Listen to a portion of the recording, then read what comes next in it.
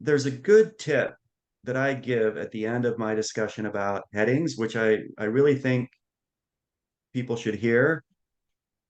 The best test of your headings is to ask yourself, can the reader understand my argument after reading just the headings? Hmm. Very few legal documents pass that test. And if you ask yourself that question, then you're probably going to make your headings more detailed and more effective. Hmm. This is interesting because I haven't thought of this myself, actually. Also, you mentioned navigation aids, and I wanted to ask you here, aren't lawyers already including navigation aids in their writing? Yeah, they are. Every lawyer, of course, already writes paragraphs, Hmm. includes headings, includes transitions. And so it's not just teaching you to use navigation aids, but number one, are you using enough? Because I think it's almost impossible to have too many navigation aids. And so the first question to ask yourself is, okay, I have navigation aids. Are there enough?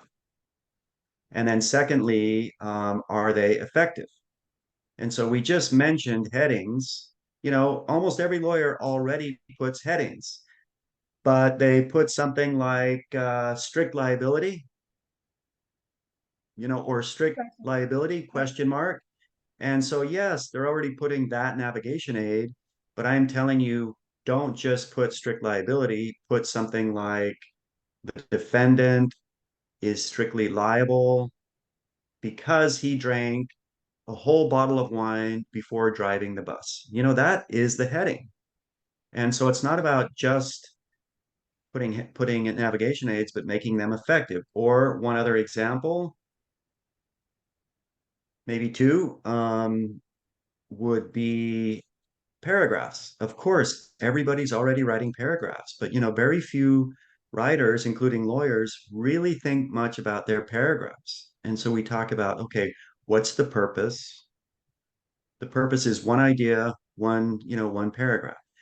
And that will help you keep your paragraph short. And then that one idea should be the topic sentence. The general conclusion. So put your conclusion first, even in your paragraphs. Hmm. You know, uh, we offer world-class services. That would be your general topic sentence. And then you develop, first, our lawyers speak over 20 languages. Second, we have offices in over 20 countries. And that is the best way to structure your paragraph. General conclusion, develop. And if a sentence is not developing the topic sentence, it should either be cut from that paragraph or move to a new paragraph. And there are other ways to make your paragraph more cohesive, shorter, stronger, that most lawyers aren't doing. And then finally, we spend a lot of time talking about transitioning. You know, yes, every lawyer is transitioning, and that's actually a problem because most of us are over transitioning and we do it in a boring, monotonous way. And so we spend a lot of time talking about why we transition, whether a transition is necessary, where to place it, and golden rule, how to make even your transitioning short and quick. Hmm. This was a lot of helpful information already.